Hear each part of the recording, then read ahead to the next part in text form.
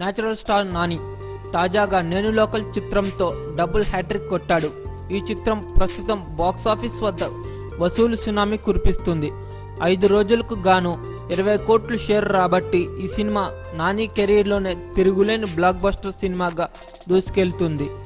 Tollywood top producer Dil Raju నిర్మించిండగా ఈ చిత్రాన్ని త్రినాథరావు తెరకెక్కించగా ఇందులో కామెడీ ఎలిమెంట్స్తో పాటు ఫ్యామిలీ సన్నివేశాలు ఆడియన్స్ను థియేటర్కు రప్పిస్తున్నాయి. ఈ సక్సెస్ను ఎంజాయ్ చేస్తున్న నాని అప్పుడే తన కొత్త సినిమాను పట్టాలెక్కించేందుకు రెడీ అవుతున్నాడు. నాని ప్రస్తుతం డెబ్యూ డైరెక్టర్ శివ దర్శకత్వంలో ఓ చిత్రం చేస్తున్న సంగతి తెలిసిందే. డివివి ఎంటర్టైన్మెంట్ బ్యానర్పై డివివి దానయ్య నిర్మిస్తున్న ఈ సినిమాలో నాని సరసన నివేద థామస్ కథానాయికగా నటించనున్నది.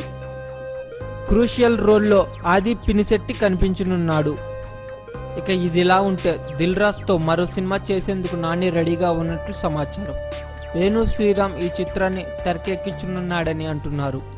దిల్ రాజు ఇటీవల ఫిలిం ఛాంబర్లో నటరాజ్ అనే టైటిల్ను రిజిస్టర్ చేయించాడట. ఈ టైటిల్ నాని సినిమా కోసమని టాక్ వినిపిస్తుంది. ఈ టైటిల్ నాని గత సినిమాలతో పోలిస్తే టైటిల్ చాలా భిన్నంగా ఉంది.